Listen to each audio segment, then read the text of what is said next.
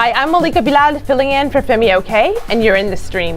Today, 1 in 5 Kenyan women have experienced sexual violence. But could a recent public stripping incident be a turning point?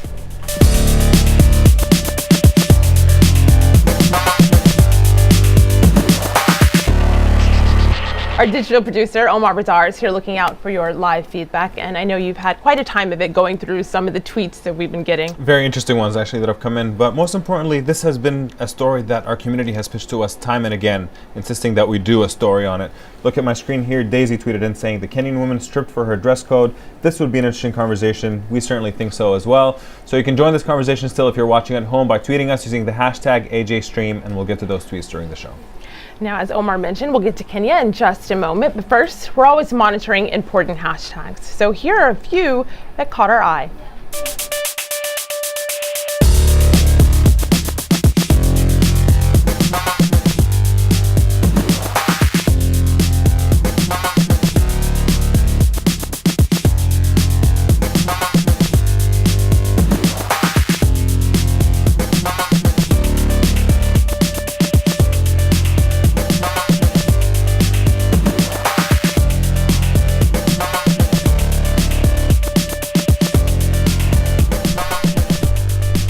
Around the world, people are participating in 16 days of activism against gender violence. And in Kenya, a movement called My Dress, My Choice is trending.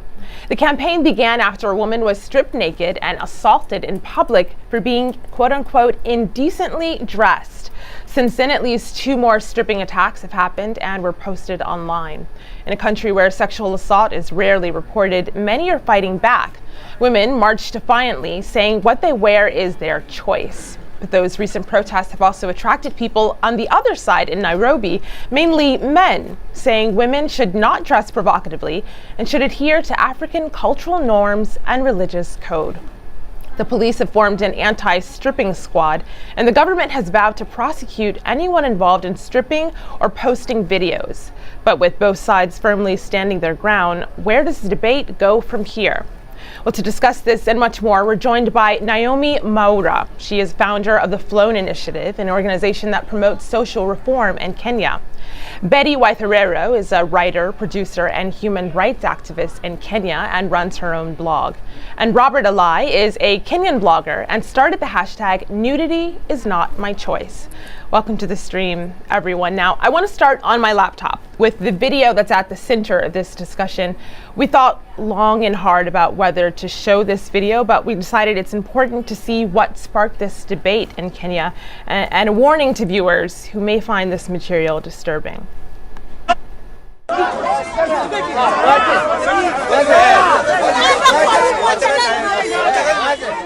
can see this is shot with a cell phone, reportedly at a bus stop, and you can see the woman is surrounded by men as they begin to strip her. It goes on. Of course, we've blurred the woman's face for her privacy. Betty, you've seen this video. When you first saw it, what went through your mind? The worst part of this video is, as you've noticed, she is surrounded by men, and all the men are shouting, remove her clothes, and some are even shouting, kill her.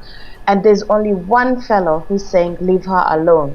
And as you say, the video does go on.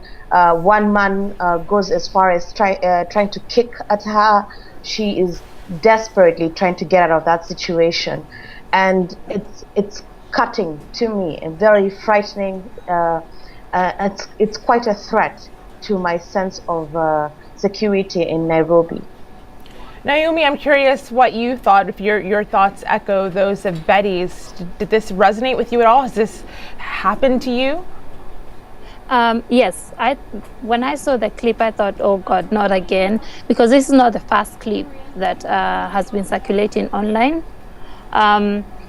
And you see her desperation in trying to get out of that scenario, and her helplessness. She's trying to, at some point she even tells the guys, just leave my top alone, just leave my top, my skirt is already gone.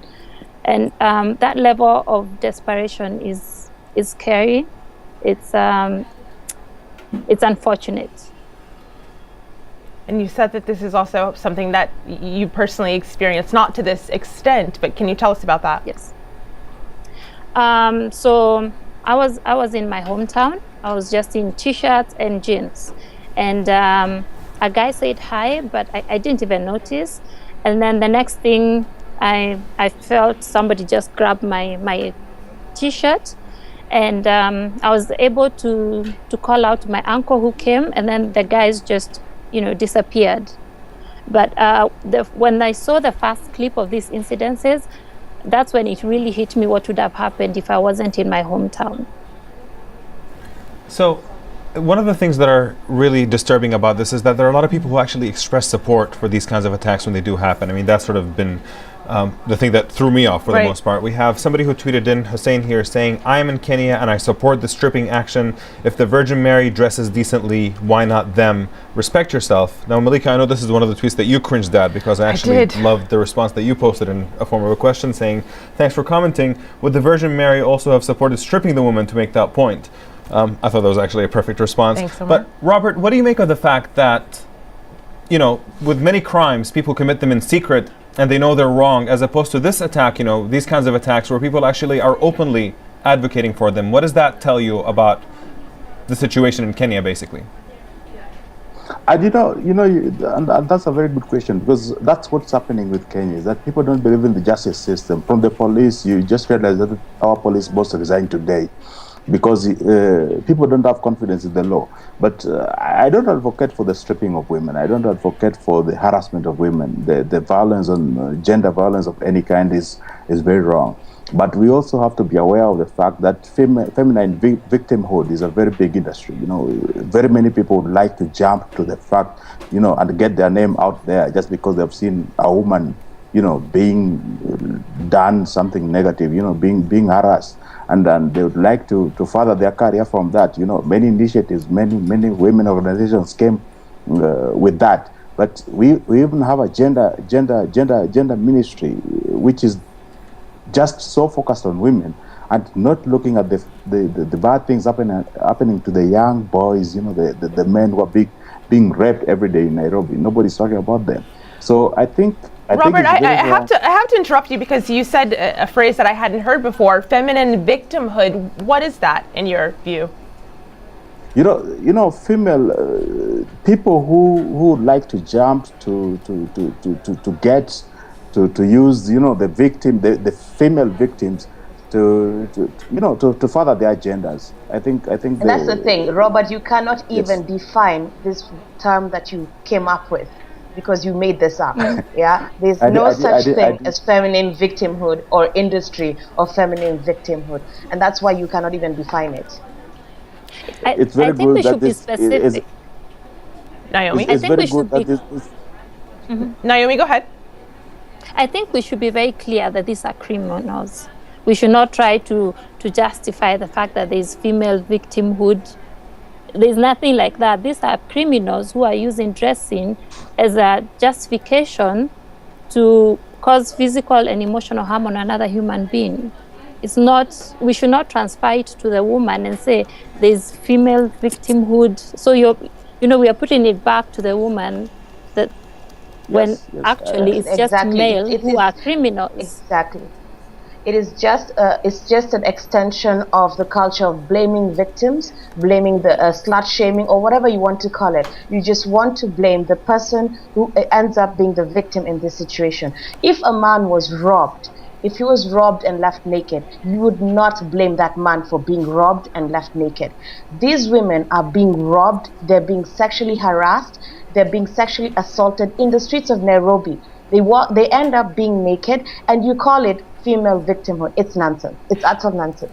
I want to pick up on something, Robert, that you did actually mention. I want to pick up on something you mentioned, which was the role of the police in this. Now, we were meant to be joined today on the program by Masood Moenye, who's a spokesman for the Administration Police of Kenya. Unfortunately, given events of the day, he wasn't able to join us. But Our producer spoke to him about what the Kenyan police are doing to prevent further attacks, and this is what he said. What is key here and important is our reassurance as the law agency that we're ready to protect women and girls and even men, goes to your point, Robert. In a nutshell, any law-abiding citizen should never be fearful or at any one time be made to feel they are weak or vulnerable. The police will always be there to protect and ensure them of their safety. As much as we might not be everywhere, we've spoken to our officers to make sure we enhance our response. Incidents happen whether we like or not. It is inevitable. Betty, he talks about reassurance, but then he also talks about an inevitability. What's your thinking on that? He totally negates his policy, and it is more of oh yes, we'll protect you, but things happen, and we can't be everywhere. It's just a continuation of a lack of commitment to protecting the rights of all citizens, as he said, the rights of Kenyan women especially. Even after we did My Dress, My Choice protests, that very same night, a woman was stripped in Kayole. And the reason that she was stripped is because she she was selling eggs, she asked for payment, the person refused to pay her, and then they decided to strip her in an attempt to rob her. They beat her up terribly. Okay, and she ended up in hospital. And the fact that what Naomi has said is very true. These are indeed criminals.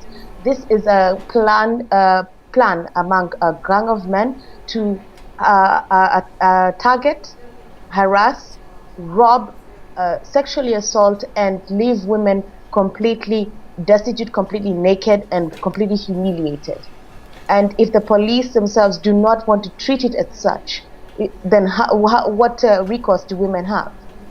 Robert, we have some people who are weighing in on our online community also on the role of police. We have Aya Bakri here, who says police and government alone cannot solve the problem. We need public cooperation to give information to arrest those involved. And we also have a video comment here from Esther. Take a listen to this. My Dress, My Choice was about bringing awareness to these sporadic attacks that have been happening in our country of stripping women. We wanted to bring it to the attention of the police that they need to act fast, but also to get the public to be involved, because what was happening in broad daylight was the crime was being committed and nobody was standing up in defense of the woman. The police cannot be everywhere. As the public, we need to stand up and protect our women. And we need to appreciate that it is their choice to dress the way they please. Robert, I wanted to get your take on whether you think that the police are doing enough in response to these attacks. No, the police are not doing enough, and I've reiterated that. I've said that it's not very good. It's not right at all. I'm somebody who has more than 20 sisters, from the same father, and I would not agree to something like that happening to my sister. But people, the feminists are ignoring one thing, that it's not. Nobody has infinite choices. You cannot decide that you say that you have a right to do anything you want. Even if you have a right to dress the way you want, there are limits. There are public decency aspects which you need to look at. If you don't look at those, then it's very wrong that you argue that, I have a right of free expression. I have a free expression. Robert, what are the limits in your view? What is decent dressing? You have not to expose your private parts. The private parts, including your breasts, other private parts. But I believe that somebody like Esther, who is trying to rescue her political career through this hashtag, she's trying to be so much behind, and she's even Betty reiterated that there was a man who was coming out to support the lady. And Esther is saying that nobody even came out to support the lady, which I don't agree. And the other thing which I wanted to say is that this lady passed in an area. In fact, I think I'm the person who is staying closest to the area where this thing happened. And the lady passed in an area where many thousands of other women pass every day. Why was she the choice? Why was she the point of focus? Because she did something wrong. And I think that she need to blame herself also for dressing the way she dressed. You cannot, Robert, I'm very sorry, Robert. but you cannot at all. Okay, go ahead, Naomi. You say it. Yes, okay, Robert, you also need to come to the realization that this is not about dressing. The Kayole victim, it wasn't about her dressing. It was about the fact that the man had refused to pay for the eggs he had eaten, and then now he was using, the stripping as a way to disarm her, so she doesn't keep asking for the money. So it's not about dressing, because if we look at the profile of the victims, I hope that, Naomi, you've got your facts right, because you're not there where this thing happened. And I think that I investigated the issue of the issue of Kayole. I investigated well. I talked to the OCPD, the police boss in the area. No such incidents of undressing happened. I'm 99% sure about this thing. Betty, Betty, I hear that you want to get in. Please go ahead. You see, the problem Robert has is he has on one hand stated that in his view, you don't want to have people walking around exposing their private parts. Well, Robert, no one does that. No one in their right minds walks around exposing their private parts. Just because you don't walk, nobody is walking around half naked. Okay, there's no woman who does that. What you're claiming is actually you need to tell us exactly what you mean by exposing private parts, because you are the same person 2 months ago who was supporting a police officer who was wearing a rather tight skirt, and we were on a show with you, and we agreed that in fact they should leave her alone. Tightness is not nudity. Tightness is not nudity. Okay, exactly. And so who in your mind, who have you seen and who have you heard of walking around exposing their private parts and expecting? I mean, come on, that is completely absurd. The second thing I want to say is, regardless of what that woman did on that particular occasion, a mob of men ganging up against her was absolutely wrong, and there's nothing to justify that, no matter what she did. If she broke the law, they are police, and these men have took advantage of that situation. They were a crowd of men. Can you imagine the terror that she felt? It was just horrible. I think I agree with you there, Betty, that if she did something wrong, the police needed to take action, and not the public. But what I disagree with you is that anybody has a right to dress however they like. You cannot. Nobody has such a society where you say that, if I like to go walking the street with a thong today, then it's for me to decide. You need to explain this to us. Yes, none of the victims was walking around with just a thong. They had clothes. What exposed their private parts was the people stripping them. So nobody was naked.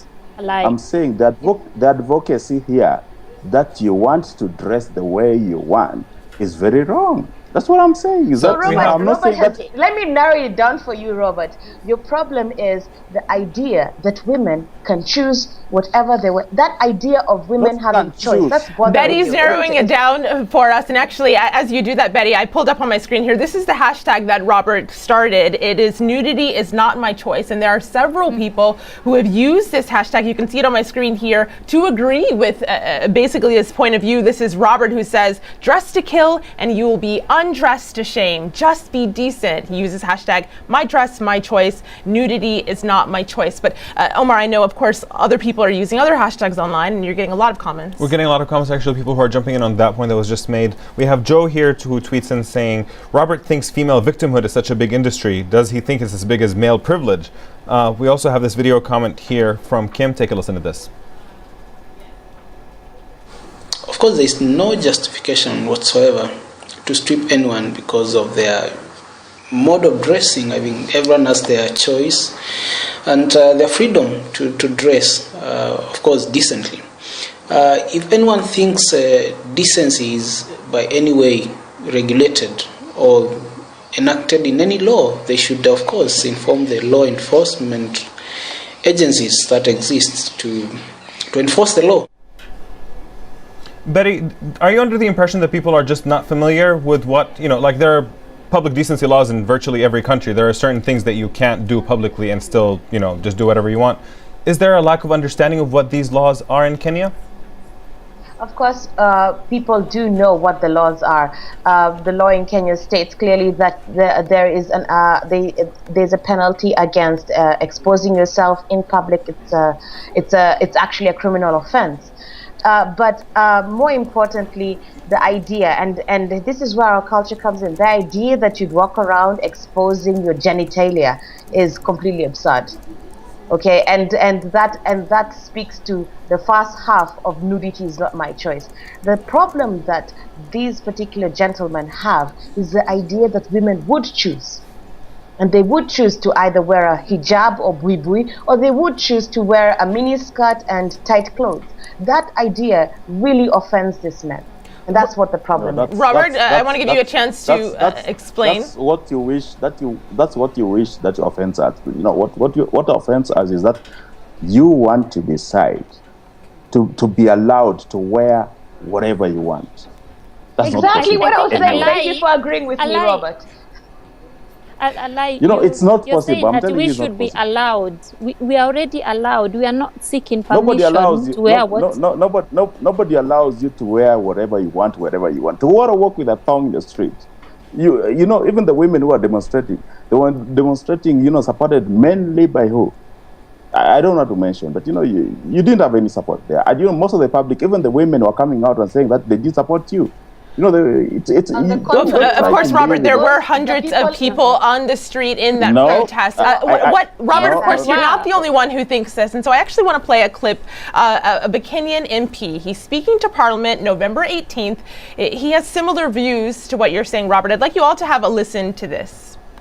This country has got some decency and moral values to protect.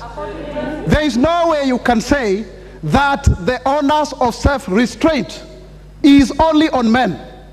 Women also have a responsibility because men are visual beings. They are stimulated by what they see. Mr. Speaker, order members. The truth of the matter is, for you, can you protect me? For you to be decently dressed to provoke men. We will. So you can hear the dissent there, and the women on our show are shaking their heads in disbelief. But Robert, do you feel that you have support? You mentioned you have several sisters. Do you have their support as well? Yeah, I think I have their support, and they agree that they won't want to walk half naked or 3/4 naked, as Betty and Naomi want them to be. They're decent women. They don't have to walk nude to be accepted anywhere. They have their other things which are selling themselves. Nudity is not one of the things which are going to sell themselves. Firstly, Robert, there's nowhere where I have stated that I want any woman to walk half naked or 3/4 naked. Yeah, this isn't you're making it quite trivial. You cannot actually define what exactly is decent dressing, and now you have a problem with women choosing how to cover their body parts. Okay, and that's where your problem comes in. Well, Betty, I will say, just to move this forward, Betty, I will say, what do you hope to get out of this campaign? I know that you had criticisms of the campaign itself, but what do you hope happens going forward? In my view, I believe that the My Dress, My Choice conversation was absolutely necessary. It was absolutely important to this particular society to have. We need to have these conversations surrounding how men view women and what rights women have and what privilege men have, and that important conversation has already begun, and that I'm grateful for. The one thing that I feel that this particular campaign has failed in doing is focusing the issues on the criminal nature of what is going on. The idea that a woman can be robbed naked in front of you is quite shocking, is quite appalling, and the thought that somebody can support something like that is quite shocking. This is a criminal act that is happening in front of you. Instead of you intervening, instead of you trying to help the victim of a gang of criminals, you take a video. And Betty, we'll talk about the taking of the video in our post-show. Ending tweet from the community. Sure, we have a couple of opposing views. Kola here finds it about women. She says it should matter what women wear in public. But Langosa Gun here says God gave us necks, and we can turn if we find the dress unimpressive. Just turn the other way. We'll finish this conversation in our online post-show streamed at Aljazeera.com. Now on the next show, more than 10 black males under the age of 30 have been killed by police in the United States since August. We'll talk to a diverse group of African Americans to get their views on why this is happening and how the community should respond. And until then, we'll see you online.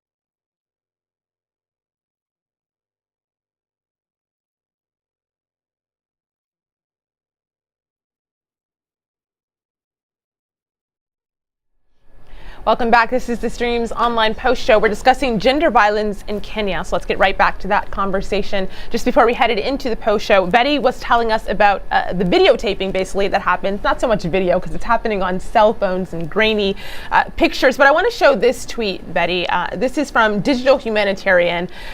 This person writes, what was the My Dress, My Choice call to action? Did anyone bother to find the victim? She needs trauma counseling. And then there's a picture here where you can see a group of people with their cell phone cameras out, photographing someone who clearly needs help. And the caption says, people nowadays. What do you think the role is of the bystanders in this? And is there enough action being taken against them? Well, first of all, like I said, there's something really wrong in our society when you can watch somebody being robbed naked. I mean, the sort of violence that's being meted out right in front of you and you simply do not respond, that says a lot about you. And that tells you how people view women, or in fact, how people view each other in society. You can actually watch somebody else getting robbed right in front of you and you don't do anything about it. And there's something deeply wrong in Kenya. One of the factors that I believe contributes to this is the fact that we have extreme economic and social inequalities in this country. And that by itself is a contributing factor to the way people view each other, the way people deal with each other, and the way people view women especially. Whenever there's extremism, the first casualties are women and children. And that's my view of this. You are asking me about did the people behind My Dress, My Choice reach out to the victims and try to do some trauma counseling? Yes, actually we did. And some of the victims decided that they do not want to be a part of the campaign. Some of them decided that they would rather be compensated and left alone because of the shame of public exposure. And there are others who have sought further counseling. And of course, we are willing to help them in that regard. But to go back to the point as to why would somebody take videotapes? I mean, record on your camera while somebody right in front of you is being beaten or being robbed naked. I really have to emphasize that that disconnect, the psychological disconnect from one person to the other within the Kenyan society is so vivid that you can have a situation where you're being robbed, and somebody will take record the whole situation. Right. Mm-hmm. But then on the other hand, you have gangs. And I'll say this because there was another video coming out of a girl being assaulted inside a matatu. And you have gangs that plan such assaults, and the person recording it on their camera phone is part of that gang. So we have people that way. We have people with differing opinions basically on the whole videotaping incident. We have Caleb here who asked about his opinions on videotaping incidents like this. He says it's embarrassing and an act of shame to the victim. It makes one lose her dignity in society. But we also have Abayomi here who says stripping women in public is an assault while filming is not. Public is not private.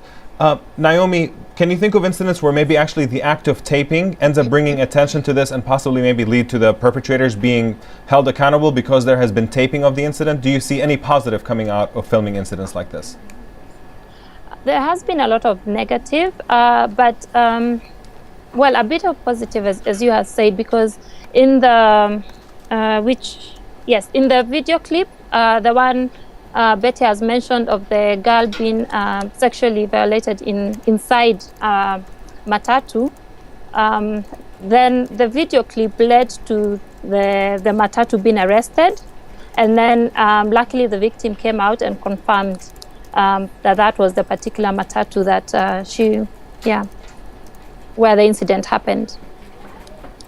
You know, Robert, the police have responded to this and they've announced something that we talked about at the very beginning of the show, an anti-stripping squad to go out and address those who are responsible for this. Do you think that that's something that is necessary? Did there need to be a whole new squad for it? And do you think that it will help, Robert? No, I don't think that will help. That's PR for the police. The police is not interested in solving the issues of stripping of women or assaulting of women.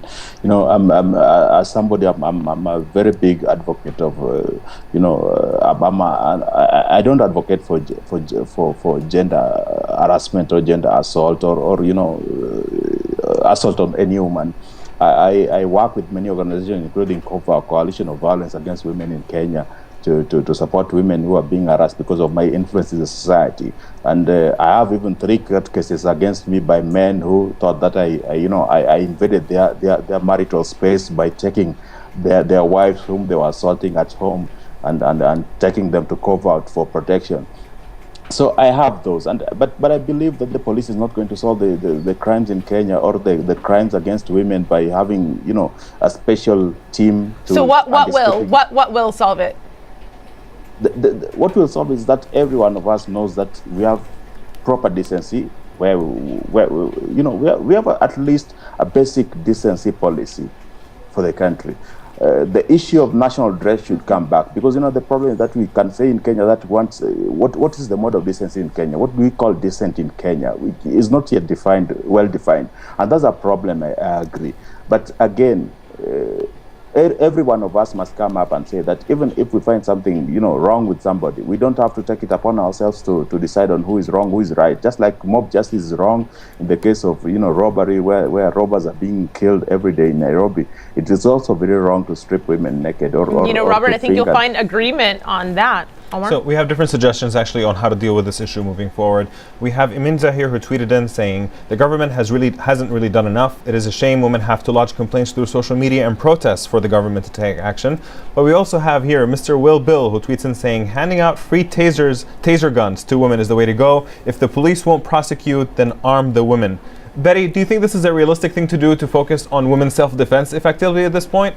Or do you still have hope that advocating on the government level is still where the bulk of the energy should be focused? I am with Robert. I think that the entire stripping squad scenario is just a public relations disaster, by the way. Let me emphasize it's a total disaster, because they have not helped a single person. The stripping incidents became like a rash or a virus across the country.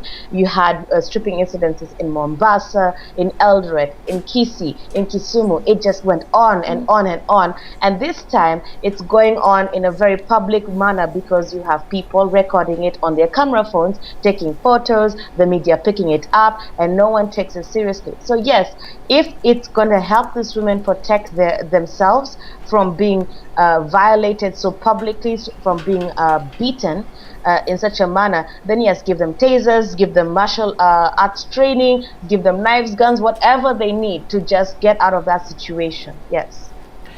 Beautifully said by Betty. Naomi, I hear you. I'll give you 2 sentences because we're running out of time, so you could wrap up your thoughts in 2 sentences. Go ahead.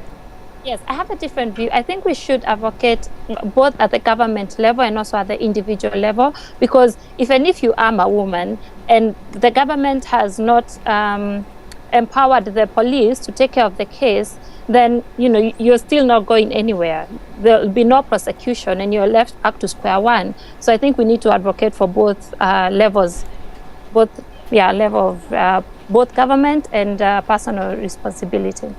You're hearing, of course, from Naomi Maura. You also heard from Betty Weitherero and Robert Alai. Thanks for being on the show today. I have just enough time to play you a clip of something. This goes along with the hashtag. This is an artist who took it upon herself to share her feelings on this. It's called My Dress, My Choice, and her name is Rachel Moret. Have a listen to this.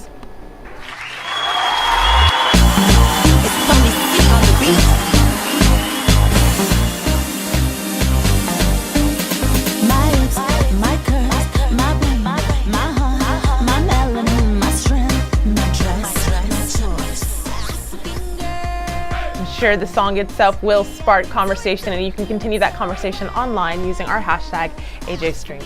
Now, on the next show, more than 10 black males under the age of 30 have been killed by police in the United States since August. We'll talk to a diverse panel of African Americans to get their views on why it's happening and how the community should respond.